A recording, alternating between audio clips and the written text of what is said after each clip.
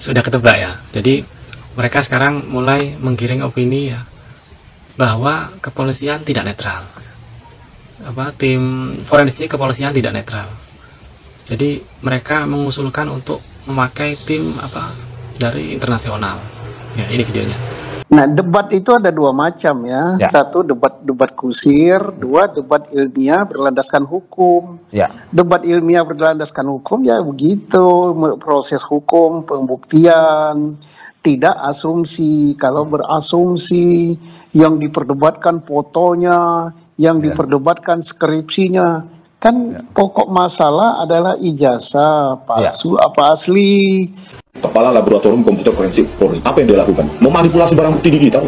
Pendiri AFDI, Asosiasi Forensik Digital Indonesia. Kalau laboratorium forensik yang hanya itu yang dipakai, kita tidak akan terima. Karena berkaca pada kasus Jessica Wongso, kemungkinannya bahwa ahli yang dipilih oleh kepolisian itu akan netral. Tidak ada ya, kalau berkaca dari kasus-kasus sebelumnya, polisi tetap thanks to abuse the evidence. Jadi mereka cenderung untuk memanipulasi barang bukti untuk memenangkan kasus mereka.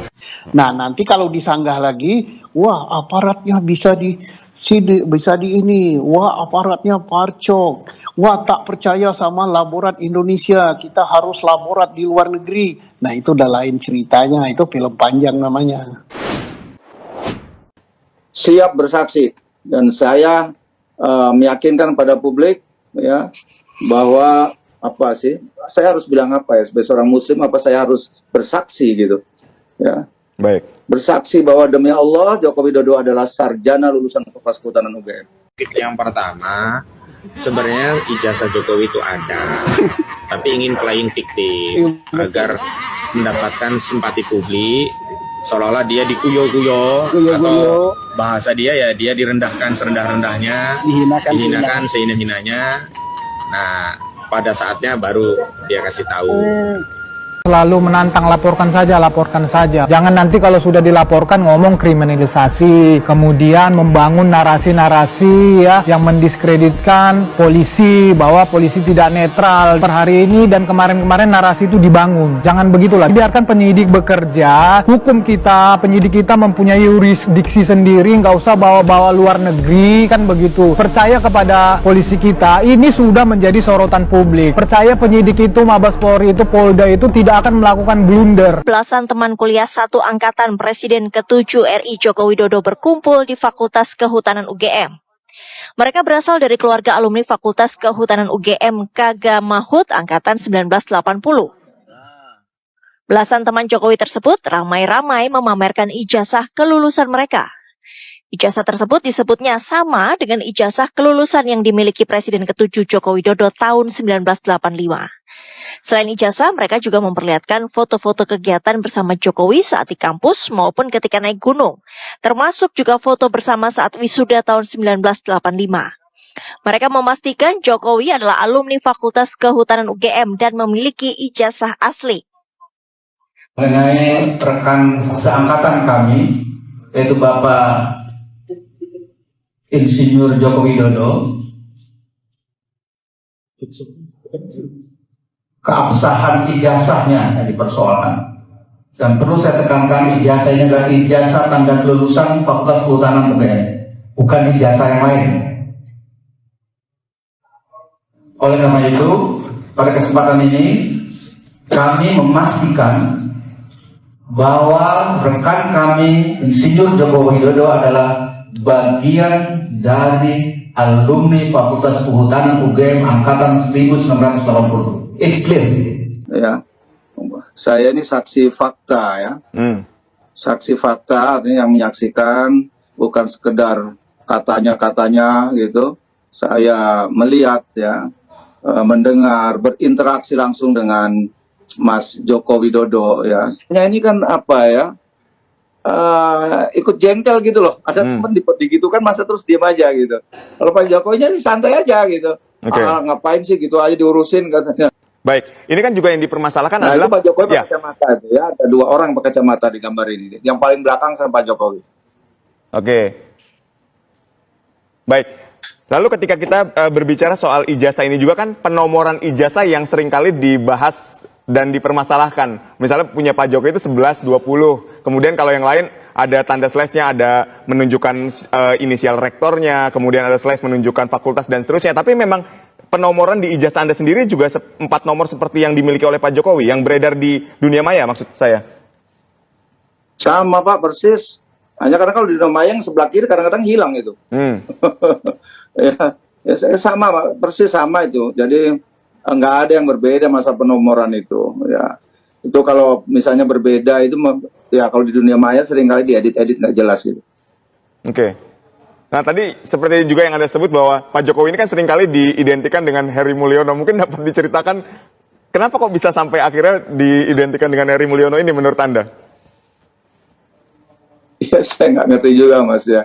Ya karena Heri Mulyono dengan Pak Jokowi itu kan dulu sama-sama kerja di Aceh, ya kan.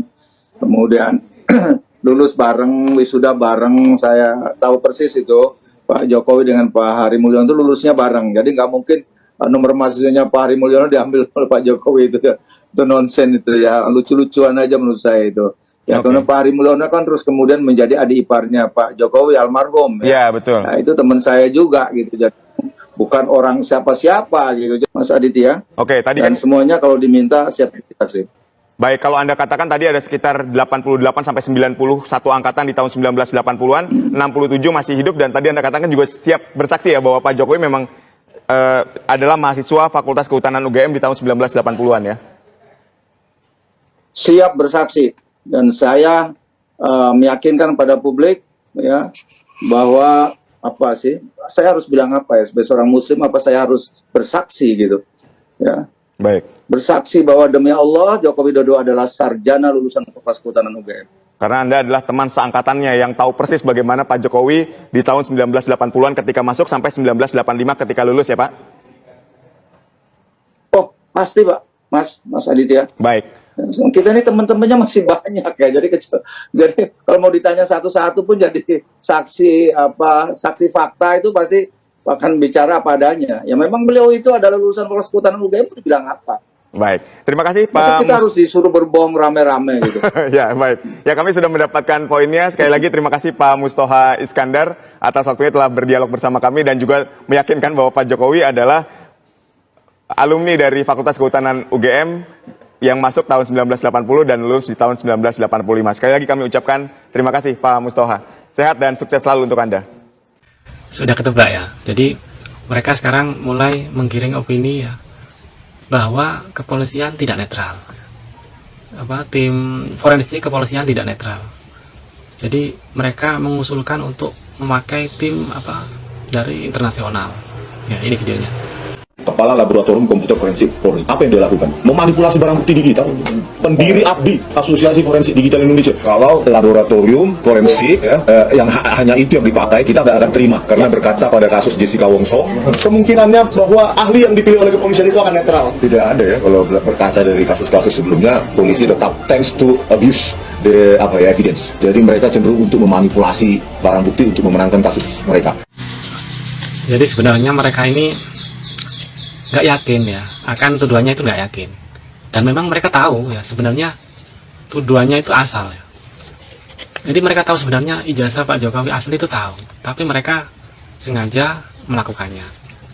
Ya di sini sekarang mereka ya mulai menggiring opini agar masyarakat tidak percaya kepada kepolisian, agar masyarakat tidak mempercayai hasil dari penyelidikan polisi.